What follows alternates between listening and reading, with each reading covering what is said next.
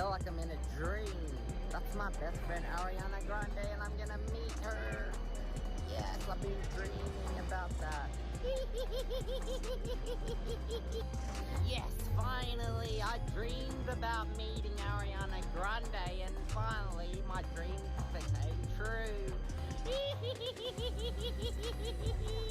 Look how cool. I don't think any of us were prepared for the moment that unfolded on the Wicked premiere carpet, because the second that clip hit the internet, it felt like the entire world froze at once, watching Ariana Grande go from glowing and composed to terrified and confused in the span of a heartbeat. And even now, replaying it, there's this surreal, dreamlike quality that makes you wonder how something this wild could happen in front of cameras, security, and the entire industry. Before we get into the full, twisted backstory of the man who grabbed her, because trust me, his history is way darker and way more chaotic than people realize. Make sure you hit that like button and subscribe, because after seeing how fast this situation spiraled, you already know we're going to be diving into every single layer behind the scenes as it unfolds. You've been very open about your struggles with anxiety. So how did you overcome all of that and get back on stage? Well, I think just looking at my fans and the way that they responded to it, and like, of course, the city of Manchester and how they responded to it with so much like unity and strength and love and like fearlessness, and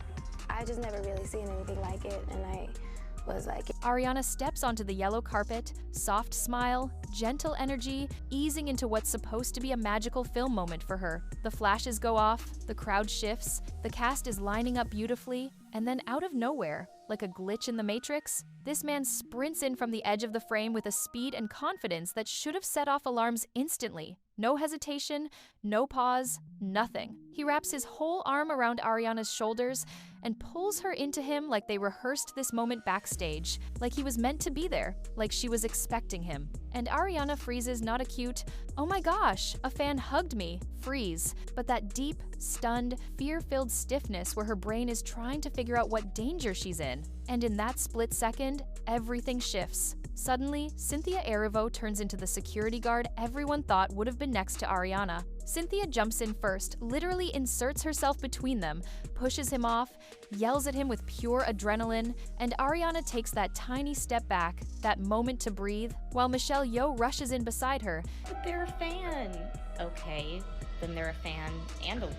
Because what we're not about to do is make a woman whose space was scanning the scene like she's ready to react. Meanwhile, the actual hired security, they're still jogging over from the far side of the carpet like they just realized they had one job and missed the first 30 seconds of the crisis. And what makes this so much heavier is remembering Ariana's own words, how she's talked about the anxiety she's battled since Manchester, how sudden movements, loud moments, and unexpected touches all hit differently for her now. So imagine being her in that moment, a full-grown man sprinting at you, grabbing you, wrapping you in an embrace you did not ask for, did not see coming, and did not have a second to prepare for. That wasn't just uncomfortable, that was a full-body trigger. But where this story really twists is the internet's reaction, not shock, not confusion, but recognition. The second his face hit the timeline, people said, "Not him again." And that's because this wasn't an excited fan. This wasn't an accident. This was Johnson Wen, also known as Pajama Man,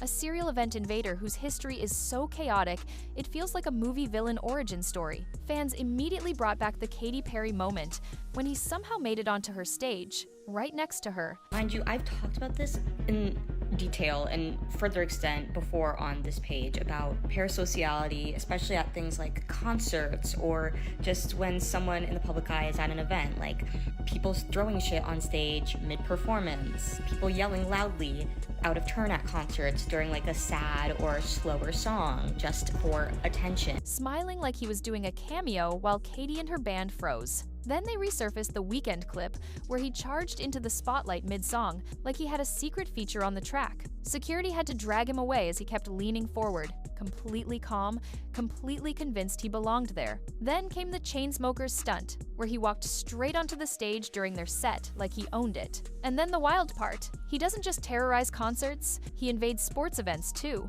This man ran onto the Olympic track and delayed the 100-meter final, one of the most highly secured sporting events on the planet. Then fans pulled up the World Cup footage, where he proudly calls himself the 2023 World Cup final pitch invader, bragging online like it's a trophy, and the Cricket World Cup, same thing. He sprinted onto the field, got close enough to brush players. Look, I feel like I'm in a dream. That's my best friend Ariana Grande, and I'm gonna meet her. Yes, I've been dreaming about that.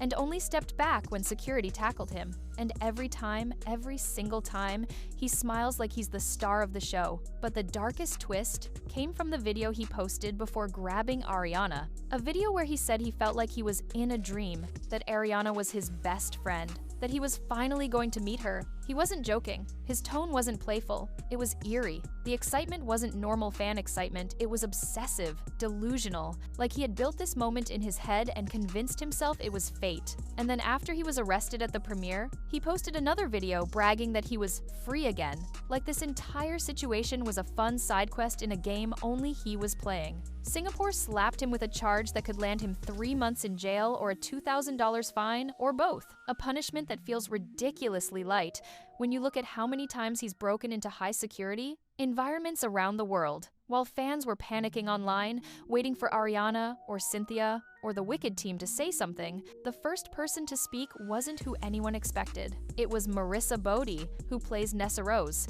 And she didn't just post a statement, she came in swinging. She hopped onto TikTok that night and instantly shut down anyone trying to spin this man as just a harmless fan. She said, "Okay, then they're a fan and a loser." And her tone made it very clear she was not playing. She said exactly what everyone else was struggling to articulate. This wasn't cute, this wasn't innocent, this wasn't harmless, this was a violation. And Marissa has talked before about parasocial weirdness and how people treat celebrities like dolls in their personal fantasy worlds, throwing objects on stage, screaming during emotional parts of concerts, pushing boundaries because they think their obsession is permission. And when she spoke, you could tell she was done. But here's the part that has everyone holding their breath. Ariana is silent. Cynthia is silent. Michelle is silent. Universal is silent. And silence is loud. When a moment like this goes this viral, when a man with this kind of history manages to get close enough to wrap his arms around one of the most recognizable faces in pop culture, someone is going to respond. And the thing is, the type of response matters. Ariana's team has always been protective, measured, and aware of her trauma. If she speaks, it'll be personal and careful. If Cynthia speaks, it'll probably be fierce and unapologetic. If the Wicked team releases a statement, it'll likely be about safety protocols and what failed on that carpet. But the tension right now? It's the kind that builds before a major shift. The kind that says something is coming. And when it does, everyone will be watching. Because this incident didn't just spark outrage, it sparked fear. It sparked questions. How did security miss him? Why wasn't Ariana shielded? How does a man with a clear pattern keep slipping past barriers? And most importantly, how do we protect celebrities who have already lived through trauma?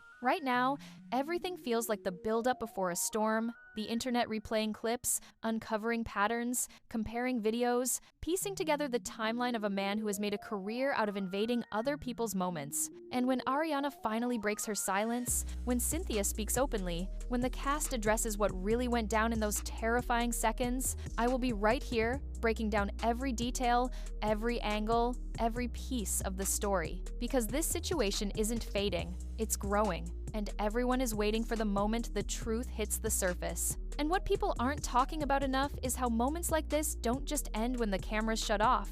A red carpet incident might last 10 seconds, but the impact sits with a person for months, sometimes years, especially someone like Ariana, who has openly shared what unexpected chaos does to her. What happened wasn't just a breach of security, it was a breach of safety, trust, and emotional space, and the fact that this man walked in with total confidence shows how normalized boundary breaking has become. And that's the scariest part, how someone can convince themselves they're allowed to claim a moment, a touch, a closeness that was never theirs. Because once a parasocial fantasy turns into real-world action, the danger isn't theoretical anymore. It's physical, it's immediate. And Ariana isn't the type of celebrity who shrugs moments like this off. You could see it in the way she stepped back, the way her smile dropped, the way her body stiffened. And while fans argue online about how big of a deal it was, she's left with the reality of someone grabbing her with a familiarity that didn't belong to him, a grip that had zero respect, zero boundaries,